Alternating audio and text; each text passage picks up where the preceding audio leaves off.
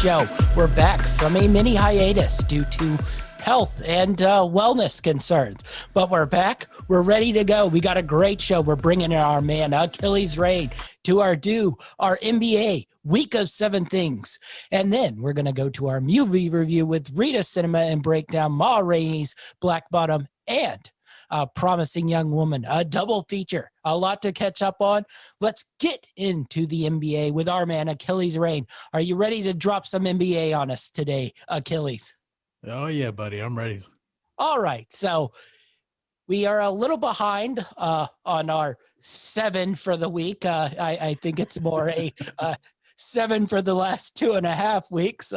While we were out, we had a mega trade. The mega trade finally went down. So our first 3 teams we're going to touch on: Nets, Pacers, and Rockets. The Nets acquired James Harden. The Pacers acquired Karis LeVert, and the Rockets acquired Victor Oladipo. I mean, some other, role players, we'll say, and I don't know, the whole entire first round picks of the Nets for essentially the next 10 years running, I believe. So let's start out with the Nets. They get their guy, James Harden. Kyrie Irving has decided he likes basketball, at least for this current week, and is back playing basketball. What do you make of this team? Do they automatically become the favorites in the Eastern Conference? Thoughts? Well, I mean, it's hard not to put them as the favorites right now, especially with, their requirement of one of the scoring leaders in consecutive seasons, over the past few years. James Harden, he's been obviously one of the best players in the NBA. So anytime anybody acquires a player like that, let alone pair him with the duo of Durant and Irving, I think that you automatically have to kind of put them as favorites to at least contend in the East. But I'm still one of those guys that, regardless of who's on the team, I still want to see the nucleus of it and how they're going to gel together. So I'm not going to quite give them the trophy just yet, but I think that in many people's eyes, they're definitely the favorite right now.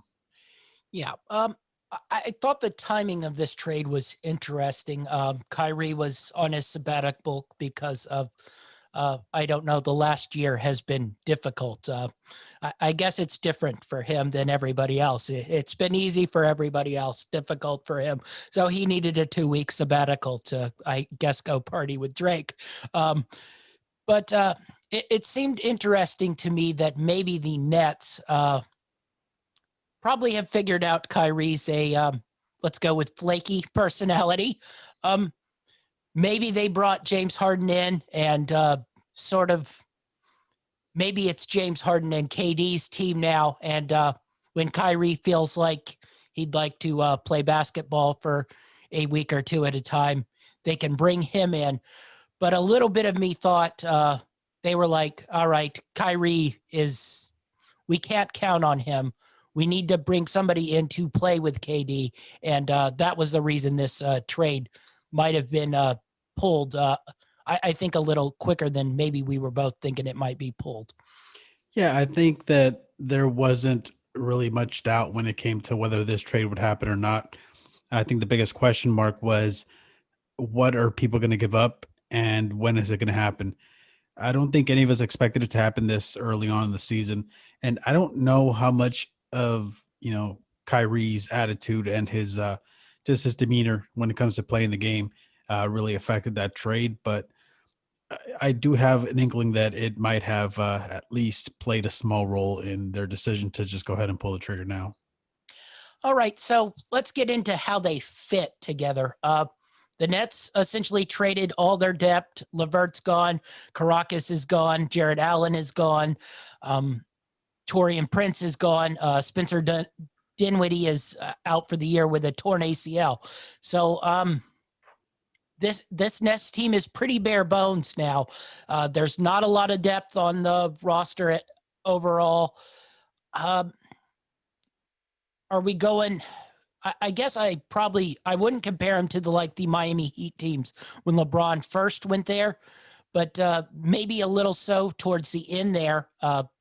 Granted, they did not win the title that year and got shellacked by the Spurs, but where they're they're very empty on the bench. So, I mean, it has to be Kyrie, Harden, and Durant. Now, granted, when you have those three on the court out of five players, you really have a good thing going. And there's a decent role player in Harris there. The rest, I pretty much question, though. So what do you make how the stars blend together? And depth-wise, do the Nets have enough to not even contend with the East? Let's look at these West teams that really will be the challenge there. Well, first I'll touch on the depth of the team itself. I think that they're pretty much bare bones right now. It's to me, it's nothing like that Miami Heat team with the big three when they had Chris Bosh, Dwayne Wade, and LeBron James there. They had plenty of role players, from guys that could play defense to guys that can spot up and shoot the three to just guys that can kind of dish the ball. But basically, that team was based off those big three: Wade, Bosh, and James. Yeah, I was looking more that last year with the Spurs. Now, granted, by that point, Dwayne Wade had sort of fallen off. He was no longer probably a top 5 player. He was probably more a top 20 player. But, they had sort of capped themselves out by that point, and they didn't have the depth they did in those really early first, let's say, 3 years with LeBron. This looks more like that kind of roster, and that Heat team didn't win the title. They weren't very good. It just, other than Joe Harris and maybe Landry Shamet, but overall, I didn't think Landry Shamet helped the Clippers all that much in the playoffs last year. So what are you expecting from that group? Well, that's exactly the point that I was getting to, is that, that Heat team was pretty stacked as far with role players. They didn't have much in the way of talent, but they didn't need much when you had those big three. They just needed to surround them with a bunch of different role players. This Nets team is not quite built the same way. Like you said, they're more indicative of the later Heat team with the big three, where they didn't have as much depth. And the depth that the Nets do have aren't really any proven guys. I'm not sold on any of those role players as far as contributing when it comes to those long series in the playoffs. So I don't know exactly how that's going to pan out as far as how the players mesh together. It's not like the NBA of old where there were rivalries, and if your team was playing against my team, my star is not going to play with your star. They're not even going to get together after the game. It was probably in the, kind of mid to late 90s that we started seeing this transition of superstars that just kind of took the game as it was, as a business, and outside of the season, they could be friends and hang out and do all kinds of things. And it's even more obvious now with social media and the access that we have to these players, that you see them get together and they have scrimmages and they have, kind of backyard games with each other. So as far as them meshing together, I don't think it's going to be an issue. I think that they've pretty much solidified their role as to who number 1, number 2, and number 3 are on that team. And I think they're going to be okay as far as getting, the way they're going to play together. But what scares me with this team is, like I said, the depth. I just don't think that they quite have it yet. As scary as they seem when you look at that roster, it's mostly based off those 3 players. Well, that's what I was going to ask. If, say, Kyrie decides he needs another sabbatical, Kevin Durant bounced back, but it was scary the other day when I saw him on the injury report that he needed a day or two for extra Achilles rehab. That just, it might be nothing, but you see that in a line, and you just don't like the word extra Achilles rehab in any statement whatsoever. James Harden has been an Iron Man. He hasn't been hurt much, but if one of those guys goes down, how much trouble do you think this Nets team would be in? Well, that's the thing, is I think that the guys that they do have regarding the big 3 are talented enough that if they were to lose one guy, they can kind of stop the flood a little bit. They can plug those holes in that boat and prevent it from sinking. It's just depending on how long they're going to be out for. If it's like a 1 week thing, 2 week thing, I think that they'd be okay. Now, if we're talking about a month, 2 month type of situation, that's when it becomes troublesome because this team does not have the depth to be able to come in, on so many different back to backs during the season that they're going to have to face and consistently put up big numbers. Now, I think that if all three stay healthy, they can kind of go back and forth when the guy gets tired, like, for example, Durant with this extra Achilles rehab time. But the biggest concern with me is the Kyrie Irving situation because he's shown it before. He's the type of guy where if the superstar on the team is doing something, he wants to do it also. And it wouldn't surprise me if something happens and he Is he decides going to like go on Achilles rehab as well? it's very possible with him. We just don't know what his mentality is. He's a very talented player, but uh, it's hard to really pinpoint where his mental stability is when it comes to the game. So, but I'm not too worried about even if one guy went down, as long as it's not a long-term injury. Okay, last question on the Nets. Would you have made this trade? I understand getting James Harden. I mean, when you can get a top 5, top let's go 8, player, I think you have to do it. But I mean, they traded away their draft for forever, and I think we both, know the Nets. The last time they traded away their draft forever, they got one good year out of those Boston guys in Pierce and Garnett, and then we're behind the 8 ball. And not only that, they traded a lot of their depth this year. I thought now, Kyrie's situation, whether he's playing or not playing, maybe you have to do it. But with Kyrie, Kevin Durant, Karis LeVert and all that depth. Now we'll get into the Karis LeVert cancer situation a little later. Turns out he might not have been playing. So, but that's a different story. But do you think this was a trade that they had to make to solidify themselves in the East? See, I think it's a trade they had to make. I'm not too sure as for the timing of it. Like we said earlier, we we knew this was going to happen. It's a given. And when you have the possibility of getting, a scoring champ, one of the better players in the league, you jump on it. And I know that the depth isn't quite there because they got rid of their depth for this season, but they probably feel very confident that these three can carry them into the promised land. Now, whether they can or not, that still remains to be seen.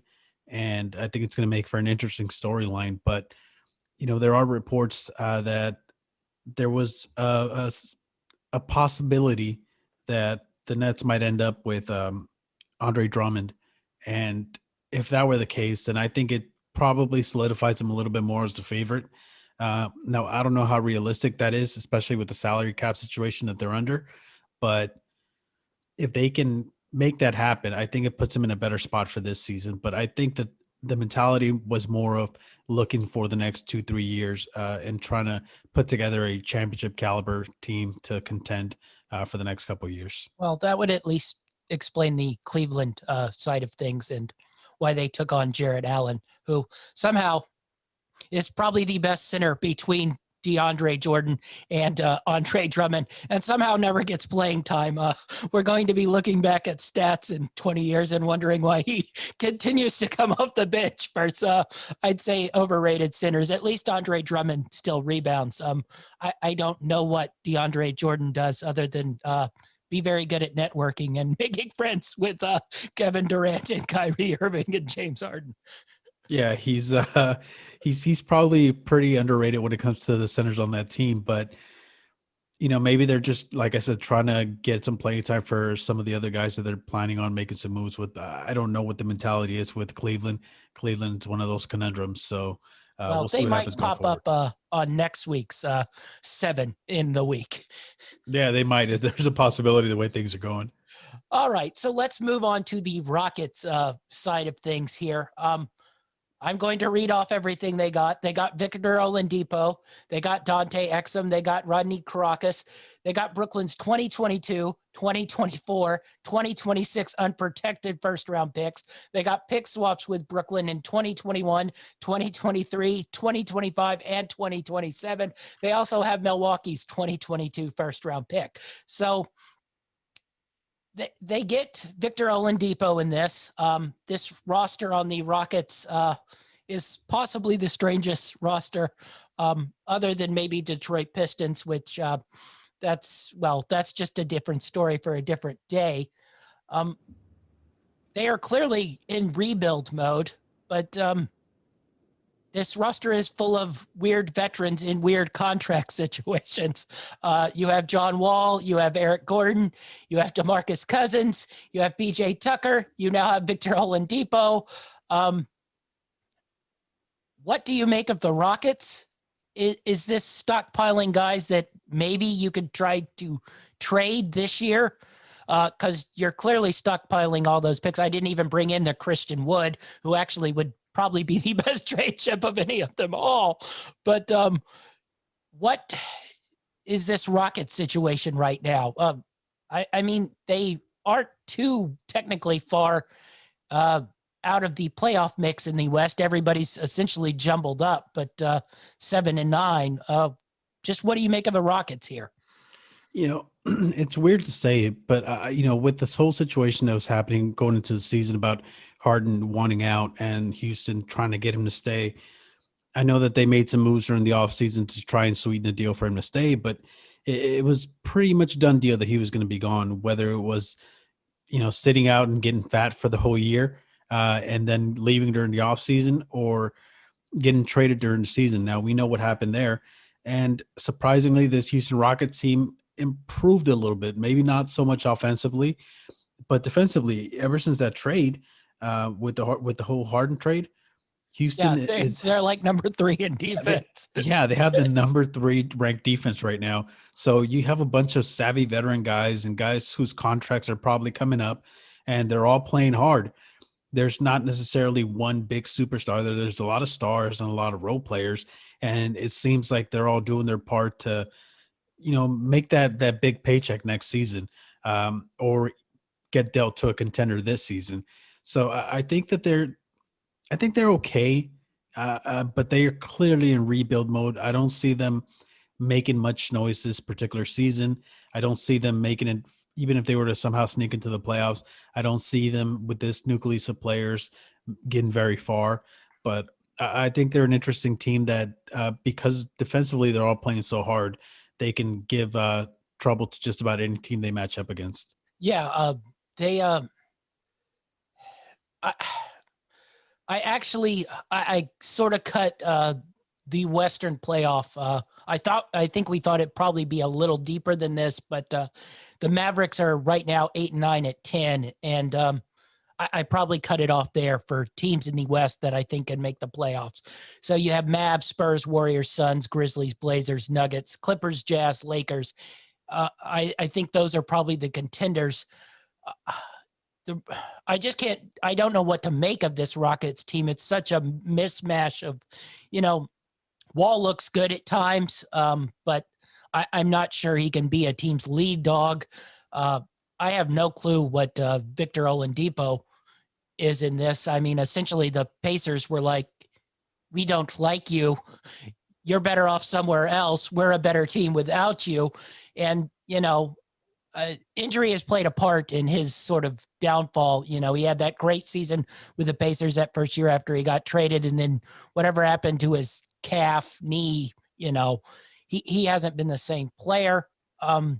DeMarcus Cousins looks finished. I put him on the in the roster mix, but I don't, knees, Achilles for him, I think has done him in. But you do have some nice pieces in a Christian Wood, who's really probably been their best player all year long. Oh yeah, he's balling out, man. Yeah, is it fair? The other thing, I'm assuming Steven Silas is going to end up getting the axe in 3 years because they are going to empty this team out. And I just find that a little unfair. They hired him. He's been an assistant forever, and he's going to end up eating this because if the Rockets do keep this team this year and minorly contend for, that last spot in the playoffs or the second to last spot in the playoffs, next year they're definitely going full bore, Tankapalooza and rebuilding this team. So it's just a matter of, do you think they start it this year, or do you think they try to maybe salvage something this year? Or are they even good enough to salvage something this year? Well, before I hit that question, did you hear about the Victor Oladipo funeral? I just thought that was pretty funny. Yes. It was his way of moving on, I guess. So he's trying to get past that. He's trying to start anew. But as far as this team's concerned, I don't think that they're quite looking at it as a rebuild this season. I think this season, what they're trying to do is they're trying to put together the best type of team statistically they can. So they have a lot of value, whether it's through trades or whether it's through, you know, acquisitions or whatever it may be. They're looking more towards trying to increase the value of their current roster so that they can rebuild next season. I don't think this season is their rebuild one. They're headed towards that direction, but I think next season is when we're going to see it be completely blown up. Okay, so a couple guys and their value. Do you think Eric Gordon really has a ton of value on the market right now? He's been a solid player, and I like his mentality in the playoffs, but he looks a little worn for wear. Now, I believe he's on the last year of his deal. Would you, if you were a contender, say your Lakers for, I don't know if they could afford him, but, we start mixing and matching caps and bringing teams in here. Would you want a Eric Gordon as a role player in that situation? Yeah, I mean the guy right now is averaging 18 points per game. His rebounds and assist totals are probably anything to write home about, but he can put up points. And if you're talking about him going to a contender, whether it be a team like the Lakers or any of the other top 8 teams in either conference, I think that he helps them because he doesn't have to be the go-to guy. He doesn't have to be the guy who everyone's leaning on with all the weights on his shoulders. He's a more of a role player who you bring him in off the bench to put up points when your stars are sitting down. So I think he could definitely help a team out. And I only see his value going up with this current team right now for this particular season. So now I know the trade deadline, which is normally in February, has been moved to March because of the COVID situation. So it gives him extra time to increase his value and probably secure another paycheck for next season. Yeah. All right. Two other guys. John Wall is probably untradeable due to, contract situation wise. It just happened to work out with Russell Westbrook that they both are getting about $48 million for the next 2+ years. Is there anybody who would take on that salary, you think, or even could, and would give a first round pick or something for him? First of all, I don't think John Wall, as he currently stands, is worth a number one pick, and I don't think he's worth the type of money that he's demanding right. Well, not demanding, but the contract he has. The one he demanded when he was still sort of useful. Now, I think for him, this is kind of a second chance to revitalize his career. I know that during post game interviews, he's made comments about trying to kind of prove the doubters wrong and trying to prove to himself that he's capable of being that top tier player. So I don't know how much value he has as far as trades go, but I think his value is going to come in putting together a solid season and then re-signing with another team next season at a decent value. All right. The last one is Victor, whose contract is up at the end of the year. The Pacers tried to get him. Actually, I thought we'll get to them next, but I thought they got a pretty good deal in getting LeVert, present situation, excluded. What is Oladipo's market? I assume if you take him on, you are going to give him his money that he wants next year. but really he hasn't been a good player in the last 2 years. I don't even know if there's a market there for him. Uh, I mean, it's his situation. I think is a little more interesting because, he's had those issues with his knees, and I understand that it's probably going to scare some teams away. But he's doing okay. I mean, when you look at his numbers, he's doing pretty good. I think over the last what 4 or 5 games, he's averaged about uh 25 points per game or something Yeah. like that. So he's not doing bad. Uh, I just don't know exactly if he's going to be able to get the type of money that he is expecting to get. I know someone's definitely going to sign him because he's still talented, regardless of injuries. He still has talent. He can still play. I'm sure the But Pistons will take a look. I just, I just don't know if he's going to demand like a elite player type of money, which he probably thinks he is. This season's going to have a lot to do with it, whether he can stay healthy for the entire season, and not just that, but put up decent numbers.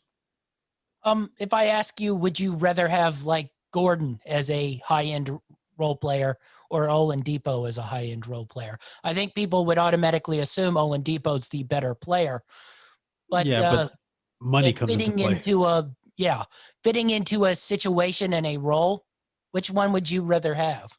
I think I'd rather have Gordon right now. Yeah, I think so as well. For a role player, I'd rather have Gordon. All right, so we'll move to the Pacers side of things, and really, I've been impressed with the Pacers all year, and to get rid of Oladipo and that mess that it was creating, and to bring in Karis LeVert, who I thought would fit really nicely. Now, they found a cancerous thing in Karis LeVert's elbow. I don't know if he will be back this year or not, and if he is, how, healthy he will actually be. But I thought this was a really good move for them to bring in Karis LeVert. Pacers are 10-7. They're one game off, the Sixers and Celtics at 10-6 and 12-6. So what do you think of the Pacers? I don't think they lose too much dropping Oladipo. I mean, this team had already shifted more to a Sabonis and Malcolm Brogdon type offensive team. If they can get LeVert back at some point, what do you make of the Pacers, and what do you make of their chances in the East? Well, I'll tell you right now, as it stands, with just Brogdon and Sabonis, I think that they have a really solid team. Those two guys have been putting together a pretty good season so far. Brogdon's averaging 22.7 points per game, 4 rebounds, 7 assists, while Sabonis is averaging 20 points per game, 12 rebounds, and almost 6 assists per game. So those two guys alone are, putting up superstar type numbers, which is really good for the Pacers. Now, with the whole Karis LeVert situation, I know they found kidney cancer when he was going through his physical, and he says that probably saved his life, which is probably a good thing that this whole thing happened. But there's also no timetable for his return. We don't Makes exactly me know. question a little the Nets medical team, though. Yeah, right. That no one's brought that up, but you make a good point. Like, what is going on with the Nets that this was completely overlooked? Now, I do want to say especially in times like these in COVID, where I mean, you'd everything should be figure tested. everybody would be getting health checks quite often. But I will say this, the Mayo Clinic, which is renowned for cancer treatment and things like that, they came out and said that this type of cancer um, doesn't have many symptoms in the early stages, which is what LeVert was in, thankfully, and he did have surgery, and it was successful. Now the question is, when is he going to make a return? I don't think there's a timetable for it right now at this moment. So as they stand, they're still fourth in the East right now at 10-7, and they're playing really good ball. Now, if they can get LeVert in there this season, a healthy LeVert, I think that it's only going to improve that team even more, adding another guy they can rely on.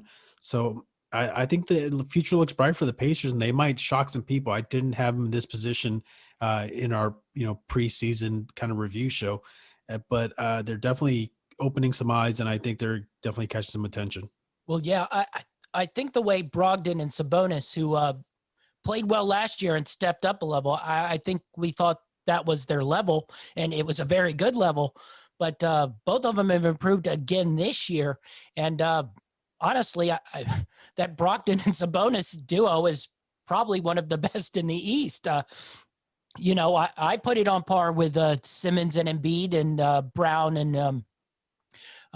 and Tatum. So I mean, and I guess Giannis and Middleton, but Giannis and throw any one is a twosome to be feared. But I really like this Pacers team. So if LeVert can make it back and is in good health, I don't know if they can win the East, but it wouldn't be a team I'd be wanting to play in the playoffs because I think they have the players to give you problems.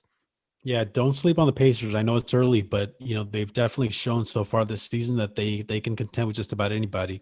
Now, for the next 3 games, they've got 2 games coming up against the Hornets, but that third game they have coming up against the 76ers. I think that's going to be very telling as far as where this team stands right now.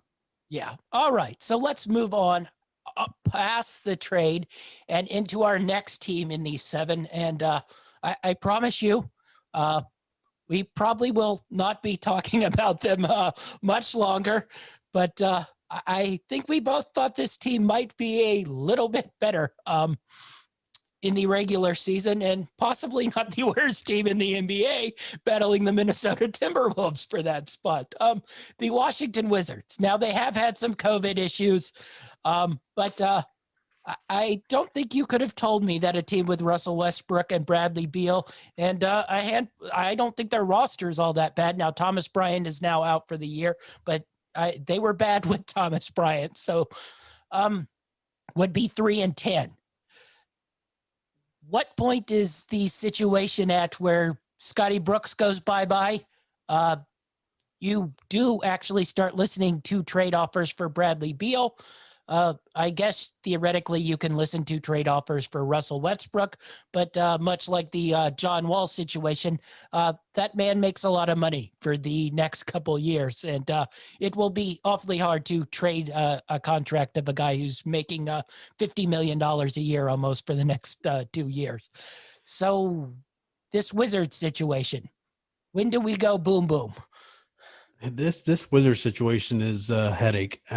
And I feel bad for anybody who's a fan of the franchise because not only have they started the season, I was a fan of the franchise at the beginning of the year. Oh, I think I still see you walking around with your Wizards gear. So, but they're currently 15th in the East at 3-10, and they're not what we thought they were going to be. Now, I didn't think they were going to be great by any means, but I thought that they'd at least contend with the type of players that they had on that team. But they've dealt with some, COVID issues, which is probably understandable in this day and age of, COVID-19 is just about anywhere it runs rampant. And once it kind of gets a hold of somebody, it becomes an issue. So they've had those issues to deal with. And, Bradley Beal, he's playing really well.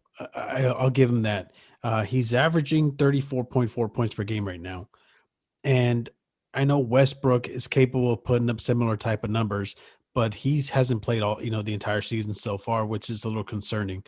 I think that they could probably, somewhat get it together and be respectable this season, but I think that it's definitely time to kind of toss a grenade into that bunker and blow it up and start from scratch, because it doesn't seem like there's much they could do during this season or before the trade deadline to really make this team a contender. I don't think they're there. Yeah. I don't like to ask for coaches' jobs. That's kind of dickish, but Scotty Brooks has been there for a long while. Now, they paid a lot of money to get him there once he left the Oklahoma City Thunder. They have not been all that great with him there. Now, I don't know why they have stuck with him. Well, I have a little bit. They, don't want to be paying him to sit on a beach in Maui. But that seems like the first move to go here. But they seem reluctant to. They just seem to want to ride out this contract. But I think you probably need to get rid of Scotty Brooks probably last week. But get rid of him and then see if maybe somebody else could turn this. I don't even know if playoffs is capable now, but with those two guys, when you have Westbrook and Beal, I figure you could make a run of a 8-10 game winning streak and put yourself at least back in contention for a low level playoff spot. I don't think my prediction of them moving into the top 5 is no longer a possibility, but how much longer do they stick with Scotty Brooks here? What point do you eat the money and go, we need another voice? It really depends on the franchise. When I think back at, the few horrible seasons we had as Lakers a few years back, we were kind of going through coaching staffs, pretty regularly from season to season. And these weren't coaches that we were signing for a 1-year deal. These were, coaches that were getting 3-year deals, 4-year deals. And the Lakers were just swallowing that hit. And sometimes you have to do that, but every franchise, reacts differently when it comes to money. So maybe they're trying to ride it out as long as they can. I just don't see them really going past this season. I think this is probably the final season before they blow it all up. Obviously, some of the moves that they've made haven't really worked out in their favor. And this is probably one of those situations where you have to completely start from scratch with, taking a look at who's bringing in the personnel, taking a look at who's, putting together the game plans and schemes. And you just start from the top and work your way all the way to the bottom. Just replace everybody. This, I think, is the only saving grace for this team, because even if they were somehow to improve their game, I still don't see them contending for a playoff spot. And even with Russell Westbrook, who, and like I said, I know he hasn't played all season long, but you look at his numbers, he's averaging almost a triple double for the season. So, he's putting up impressive numbers as it is. Bradley Beal is averaging, I think, a career high right now in points, which is almost 34.5 points per game. You can put together a team like that and still not win games. I think that it's probably time to move on, especially since there hasn't been much success over the last few years. I think it's time to move on and start fresh. Yeah. All right. So let's move off to a terrible team, and one who has been red hot. And essentially, since we had our conversation on the last Know It All podcast about them, I don't believe they have lost a game. So the Utah Jazz, any worry about them not getting out of the gates hot has gone to pass, because they are playing really, really good basketball, and actually might be playing the best basketball out west right now. Bogdanovich has seemed to found his rhythm. Conley is actually playing pretty decent point guard. Donovan Mitchell has gotten more and more efficient on 3-pointers. Is this a legit Western contender right now? If I ask you Clippers or Jazz right now to fear for the throne of the Lakers, which one would you go with? Listen, any average person would tell you right away that the answer to that question is the Clippers, and that's simply because of Kawhi Leonard and Paul George. When I look at it from a LA standpoint, the Clippers to me are cursed. So if I had to pick, I would say the Jazz are probably the scariest, possibility of dethroning the Lakers in the West. Like you said, Conley's been playing really well. He's been kind of coming in and out of the game, playing the 1 and the 2. Clarkson's having a pretty good season. Donovan Mitchell's having a really good season. And Gobert, he does what he does every season. He plays really good defense, rebounds the ball a lot. He's not going to put up huge points, but he's averaging just under 13 points per game right now. So I think they're for real. I think they're definitely contenders. And if they can keep up this type of play, I think they're going to get fits to just about anybody they play. It wouldn't shock me if they ended up as a number 2 or 3 seed at the end of the year, just because they're playing such good basketball right now. And it seems like they're a very cohesive team. And these Utah teams, they're always tough. They always play really good defense, and they always play really hard. And doesn't seem to have changed much this season. They're playing a lot better than I thought they would, but it's not coming as a shock just based off the roster they have. Yeah. Also, I think they're pretty deep too. When you bring Clarkson, Ingles, and Favors off the bench, it just doesn't drop off that much. Just been really, really impressed with how they're playing. And I don't know if I put them right there with the Lakers yet, but with the way they're just tearing teams apart, it's really, really impressive. So it'll be really interesting to see how the rest of the season plays out, because they seem to be in a really good rhythm. And everybody knows it's really hard to go to Utah. So if they can end up with like that 2 seed and pretty much get home playoff throughout till the finals. And actually right now they're only 1 game behind the Lakers. So, I mean, theoretically they could end up with the 1 seed overall and, get home field throughout. So really just been really impressed with the way the Jazz are playing right now. And maybe they're starting to be the actual Western contender that can give the Lakers a bit of a game. Oh yeah, I mean they're winners of 9 straight games, and they've got the Mavs coming up twice, and they have a game against the Nuggets, which the Nuggets are playing pretty tough right now. So I think that's going to be an interesting matchup to watch. But yeah, man, I think that if they can keep up this type of gameplay, I think that they're going to be contenders in the West, and they're probably going to be one of the top teams, one top 3 teams in the West if they continue this type of gameplay. Definitely. All right. So let's move over to the other contenders in the West.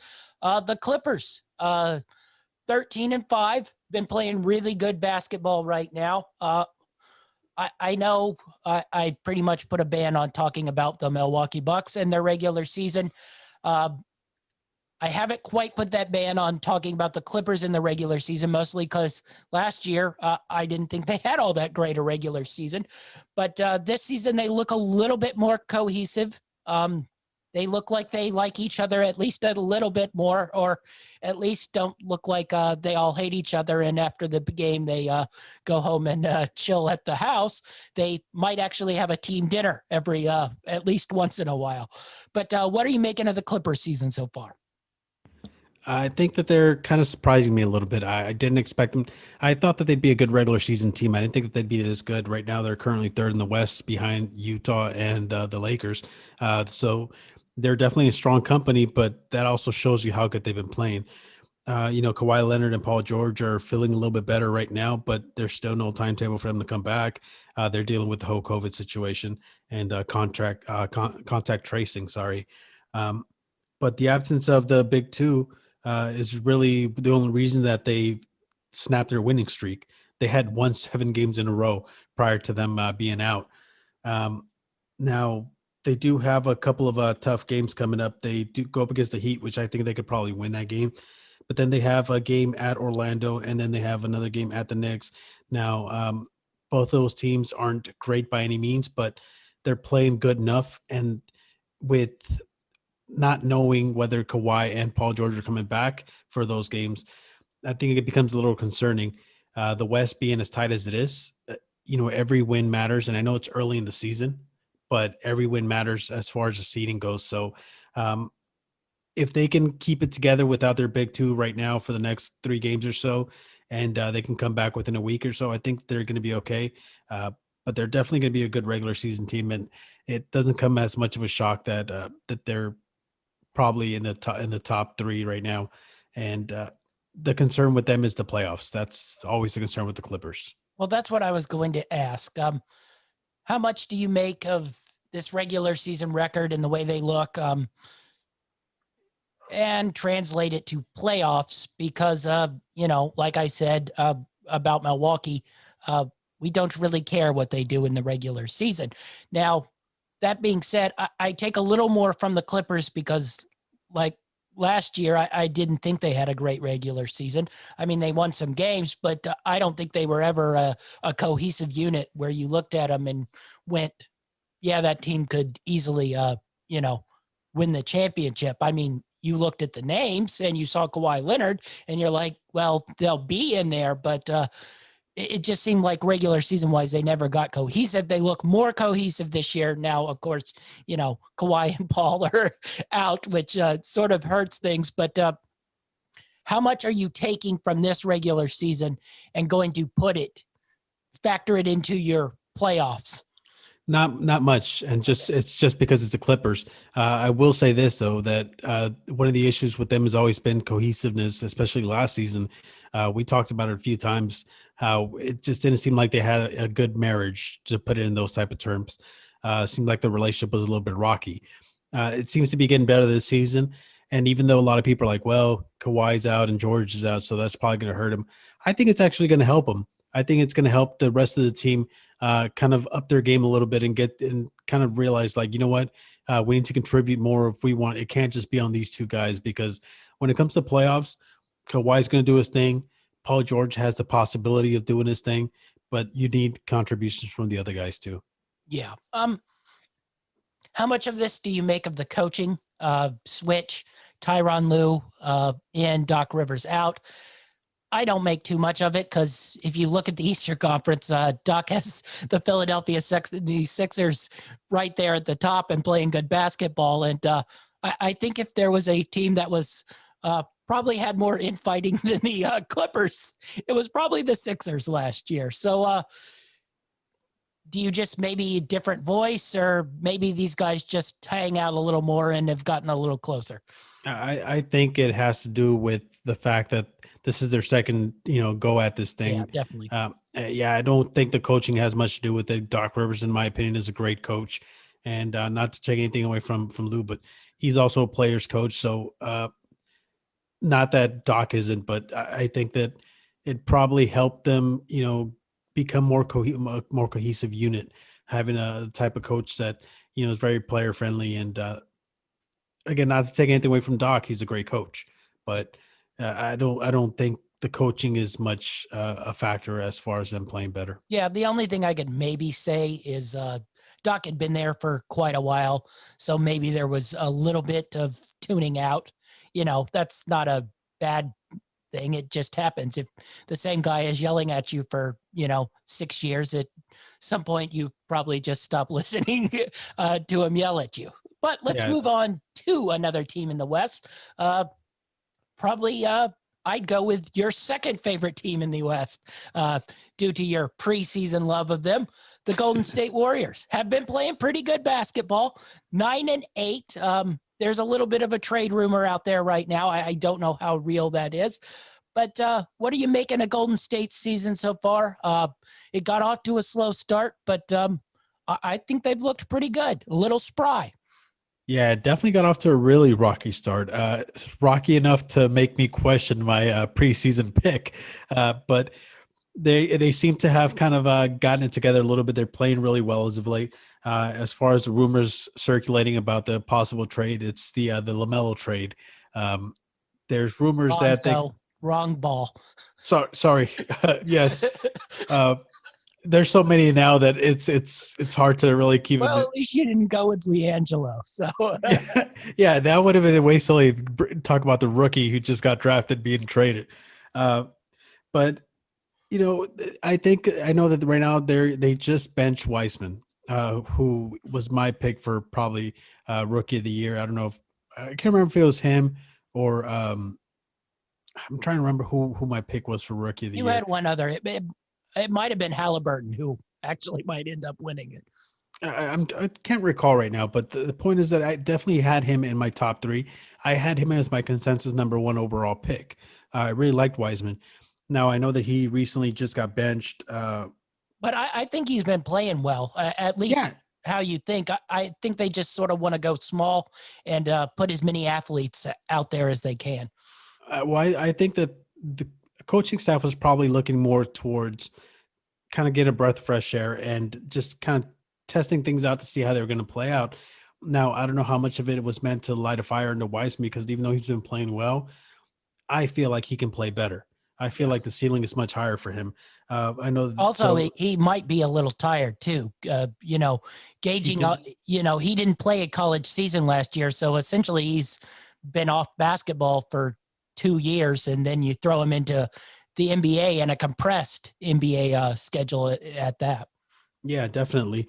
They benched him in favor of Looney, and I know that when they spoke to the coach about it, he was very non-committal about sticking with this type of roster. I know that he really wants Weissman to be, the guy when it comes to locking down that center position. So I think that eventually they'll go back to Wiseman. But overall, I still think that they're putting together a pretty good season with all the issues that they had preseason. So they're currently 8th in the West right now. And if they keep playing the way they're playing, I could definitely see them climbing up. They do got the superstars to make an impact.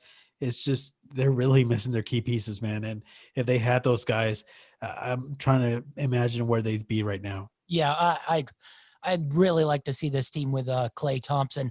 I will give a shout out. I've hammered him a little bit, but I think Andrew Wiggins has played really well. Now he started slow like they did, but the last couple of weeks I've really been impressed with the way Andrew Wiggins has played.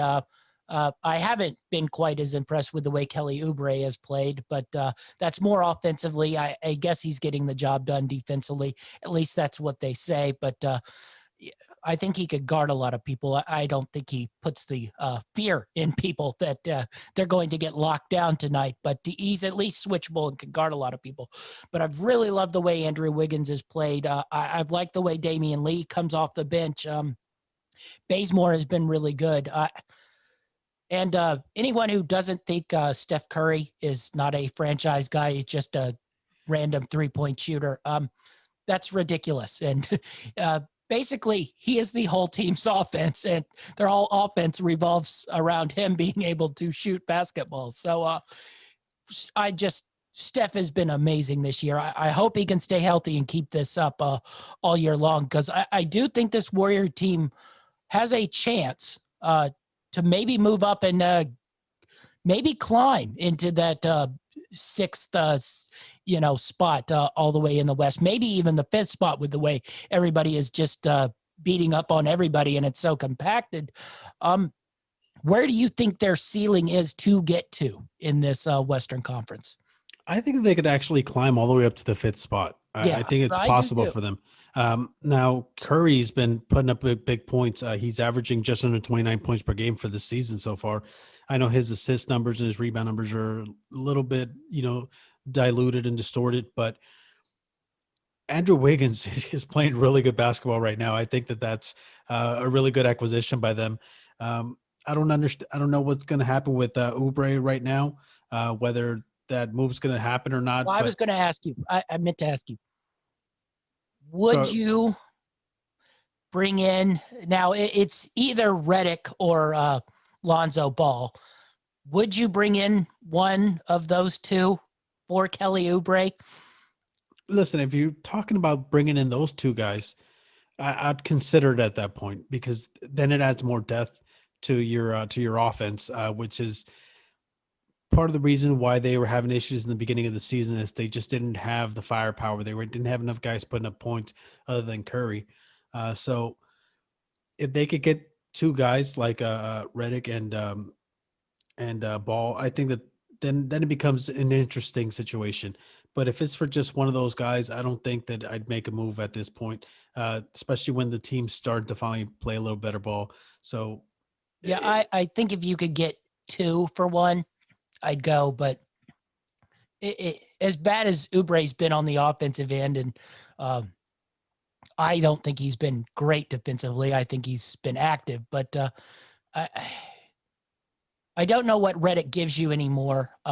Especially when you put him on, he's just a sieve defensively, which, he's 38 years old and been playing in the NBA for, 15 years now. He's not going to be able to do what, he could do as a young guy. The Lonzo thing is interesting. I don't think you lose any shooting, Kelly Oubre, Lonzo Ball wise. That's a brick fest either way.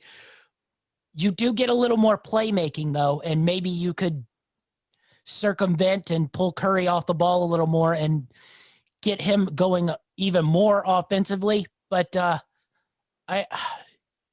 Lonzo's just such a mystery. I don't even know if he's a good player. He's never been a winning player, and he's taking those Pelicans, they've been awful. They might come up next week at how bad they've been. So I'd go and just stick with what I got right now. well, see, to me, with Ball, it's always been about the ceiling. He's always had that potential to, have a very high ceiling. He hasn't quite lived up to it, and I know that he's kind of been, moved around here and there in his short career so far. But even though I think that where he's at now, they were really kind of hoping that he would improve on his 3-point shooting so they could add another weapon on the outside. But it's not quite panning out that way. And I think that if he were to move to Golden State, I don't think that the need for him to be an outside shooter is as high as it is where he's at right now, because you have other guys that can stretch the floor. You need him more to be kind of a playmaker or kind of a tweener, a gasher. The guy gets in between the lanes and maybe make some plays. But again, I don't know how good he's going to be at that either. That's why I'm saying if it's just for one guy, I don't want it. Even though Reddick is old, I still think that he's a body. He's a guy you can spot up somewhere and a guy who can at least get in somebody's face and play some sort of defense, which definitely would be a big help to Golden State right now. So if you could somehow get those two guys, I'd definitely pull off that trade. But if it's just for one of those guys, I don't think that individually they bring as much talent as they would together. Yeah. All right. Quick prediction. Where do the Warriors end up?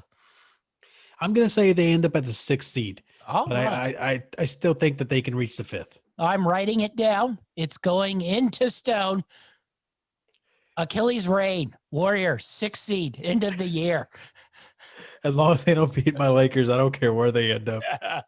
All right. That's our NBA 7 for the week. Be sure to catch us next week where we'll have 7 more topics to talk about. We'll now go to our double feature movies with Rita Cinema, Ma Rainey's Black Bottom, and Promising Young Woman. Where can we find you, Achilles? As always, you can find me on Twitter at TD Achilles, and you can also check us out on the YouTube channel, which is Greenlight Network on YouTube. All right. Thanks for Achilles Rain for joining us, and we're out.